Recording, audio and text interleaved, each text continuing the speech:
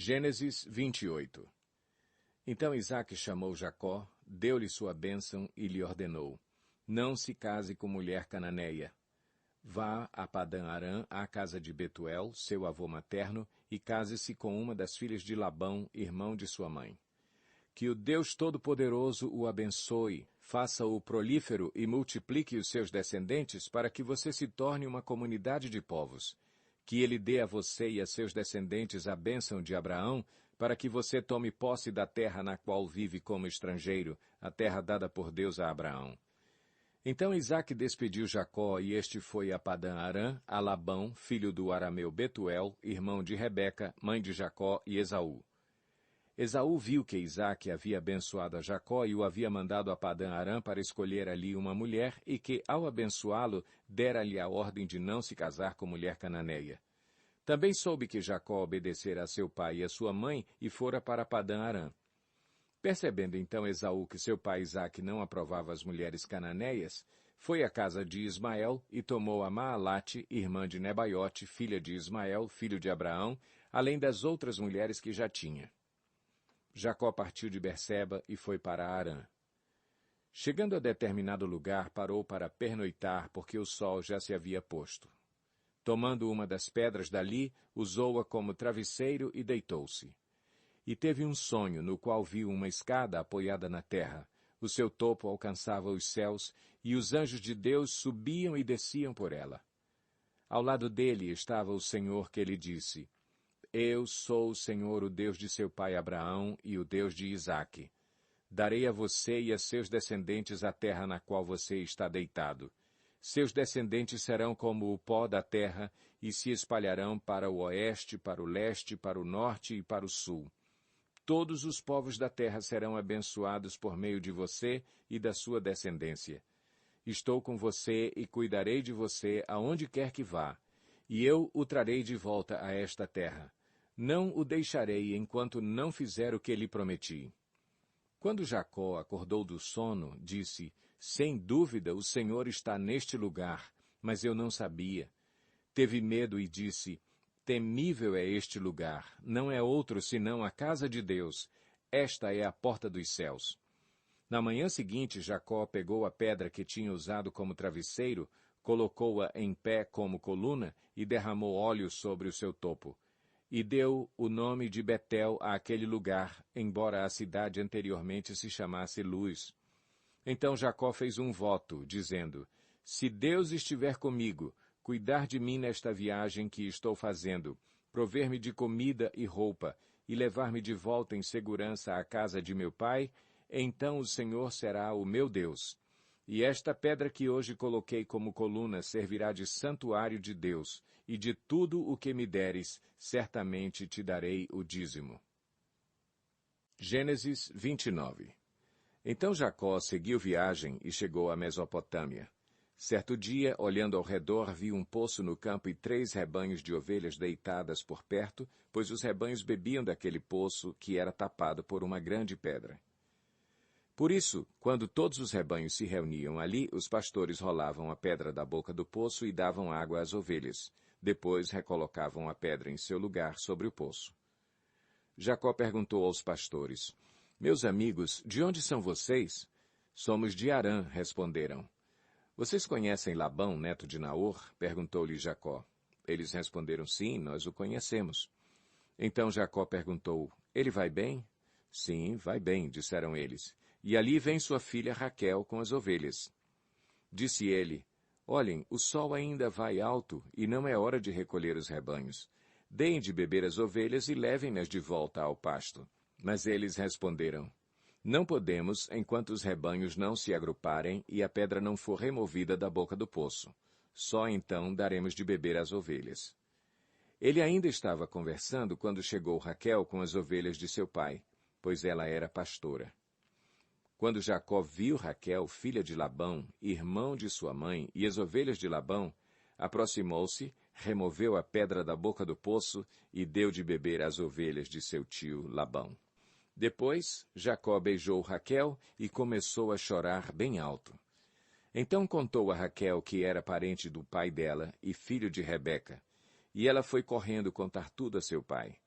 Logo que Labão ouviu as notícias acerca de Jacó, seu sobrinho, correu ao seu encontro, abraçou-o e o beijou. Depois, levou-o para casa e Jacó contou-lhe tudo o que havia ocorrido. Então Labão lhe disse, você é sangue do meu sangue. Já fazia 1 mês que Jacó estava na casa de Labão, quando este lhe disse, só por ser meu parente você vai trabalhar de graça? Diga-me qual deve ser o seu salário. Ora, Labão tinha 2 filhas, o nome da mais velha era Lia e o da mais nova Raquel. Lia tinha olhos meigos, mas Raquel era bonita e atraente. Como Jacó gostava muito de Raquel, disse, trabalharei 7 anos em troca de Raquel, sua filha mais nova. Labão respondeu, será melhor dá-la a você do que a algum outro homem. Fique aqui comigo. Então Jacó trabalhou 7 anos por Raquel, mas lhe pareceram poucos dias pelo tanto que a amava. Então disse Jacó a Labão, entregue-me a minha mulher. Cumpri o prazo previsto e quero deitar-me com ela. Então Labão reuniu todo o povo daquele lugar e deu uma festa. Mas quando a noite chegou, deu sua filha Lia a Jacó, e Jacó deitou-se com ela. Labão também entregou sua serva Zilpa à sua filha, para que ficasse a serviço dela.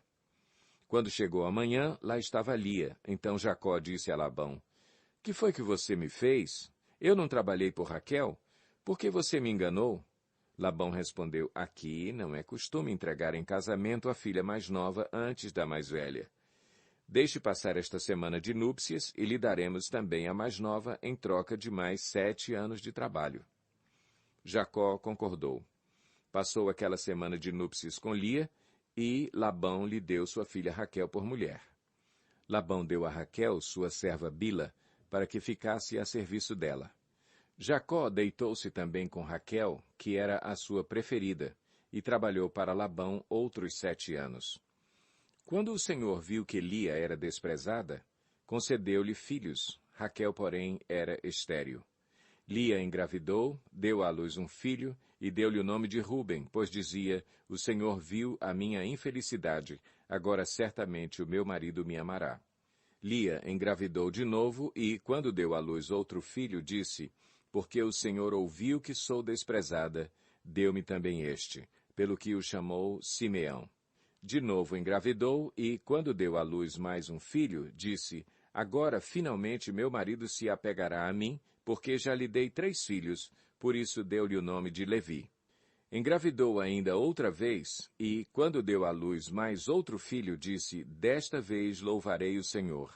Assim deu-lhe o nome de Judá. Então parou de ter filhos. Gênesis 30.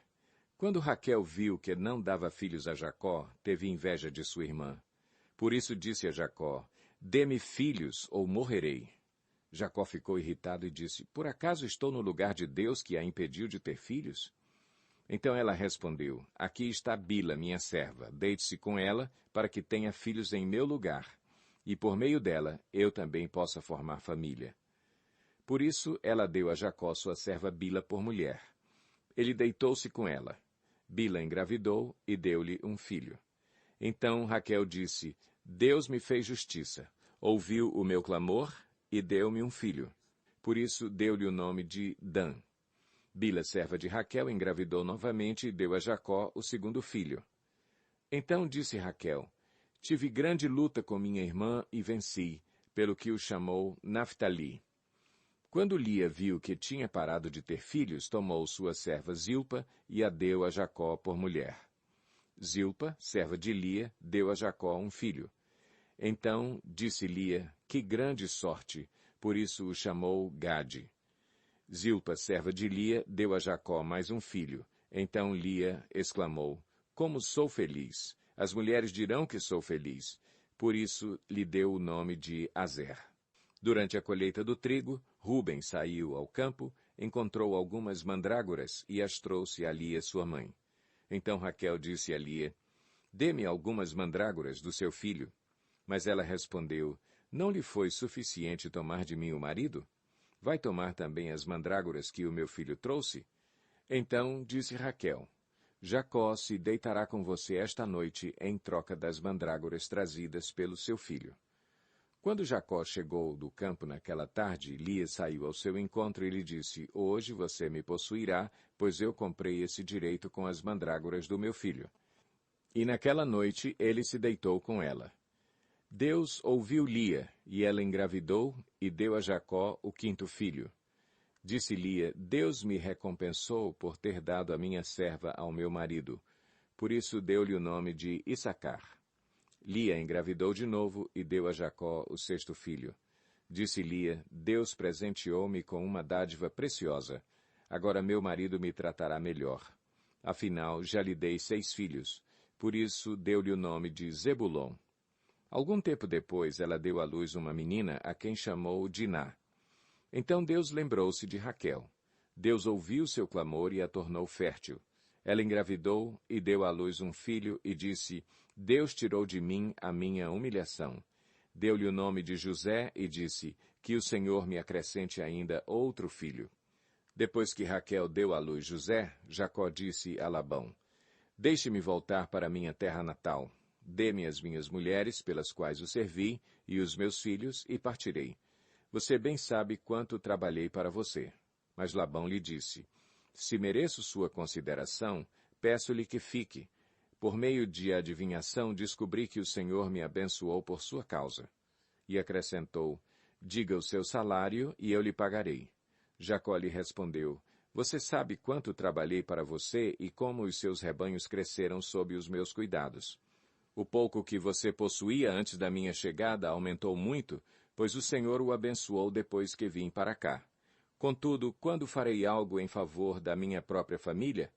Então Labão perguntou, que você quer que eu lhe dê? Não me dê coisa alguma, respondeu Jacó. Voltarei a cuidar dos seus rebanhos se você concordar com o seguinte. Hoje passarei por todos os seus rebanhos e tirarei do meio deles todas as ovelhas salpicadas e pintadas, todos os cordeiros pretos e todas as cabras pintadas e salpicadas. Eles serão o meu salário. E a minha honestidade dará testemunho de mim no futuro, toda vez que você resolver verificar o meu salário. Se estiver em meu poder alguma cabra que não seja salpicada ou pintada, e algum cordeiro que não seja preto, poderá considerá-los roubados. E disse Labão, de acordo, seja como você disse. Naquele mesmo dia, Labão separou todos os bodes que tinham listras ou manchas brancas, todas as cabras que tinham pintas ou manchas brancas, e todos os cordeiros pretos, e os colocou aos cuidados de seus filhos. Afastou-se então de Jacó à distância equivalente a 3 dias de viagem, e Jacó continuou a apacentar o resto dos rebanhos de Labão.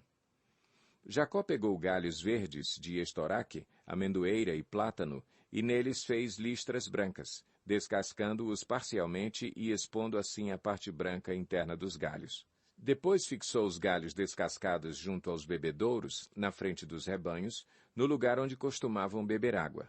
Na época do cio, os rebanhos vinham beber e se acasalavam diante dos galhos, e geravam filhotes listrados, salpicados e pintados.